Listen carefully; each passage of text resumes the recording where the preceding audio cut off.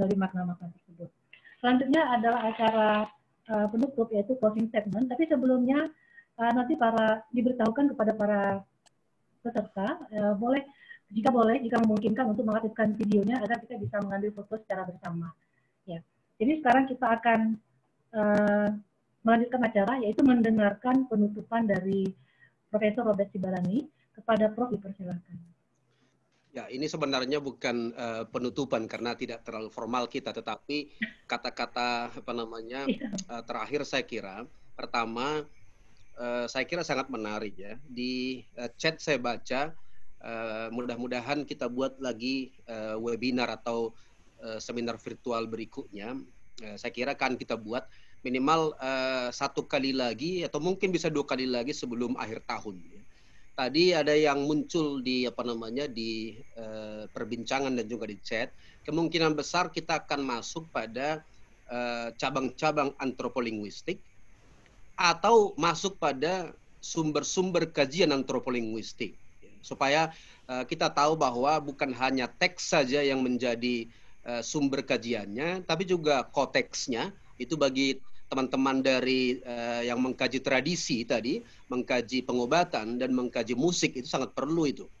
Kemudian juga melihat konteks ya. Jadi saya kira hal itu. Tapi satu yang ingin saya garis bawahi, saya terus terang senang sekali teman-teman semua ini yang bahkan sudah saya kenal, yang terakhir menyajikan itu Saudara Tasnim, itu orang yang selalu mengundang saya juga ke prodinya di Warmadewa, di beliau itu adalah Dr. Wayan Kasni.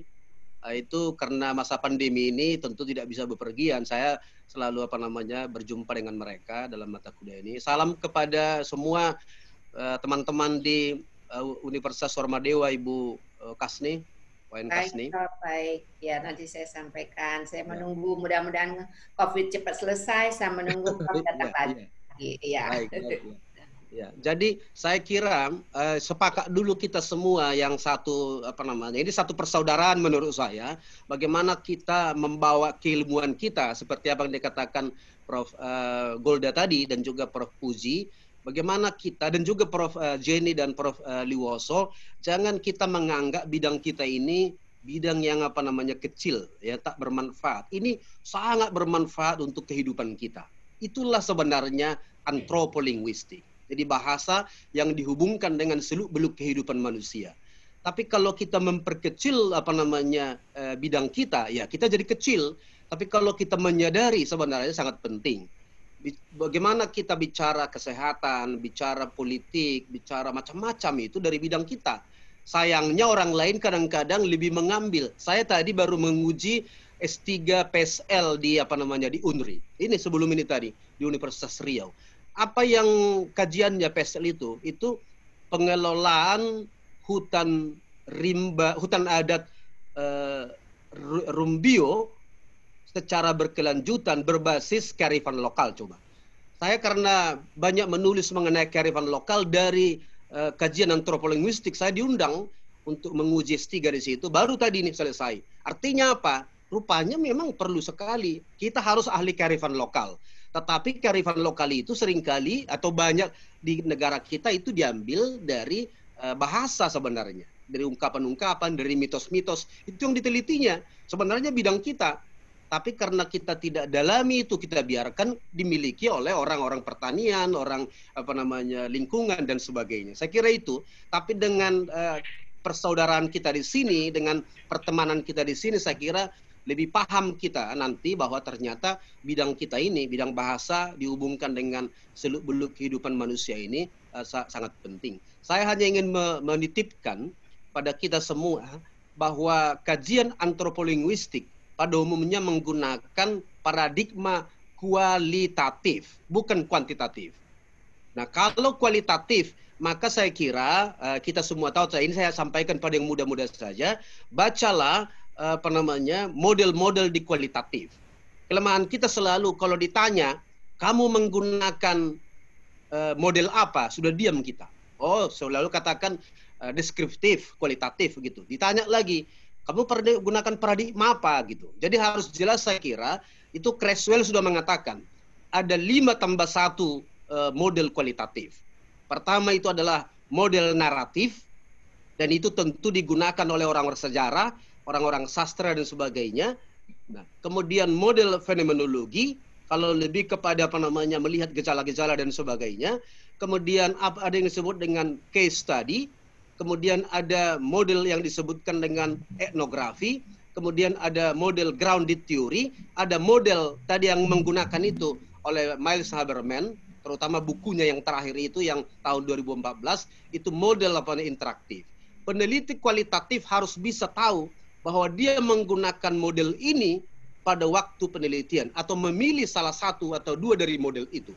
Karena setiap model yang digunakan itu beda pengumpulan datanya.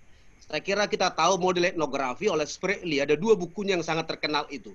Satu untuk participant observation, ada satu lagi untuk apa namanya interview gitu.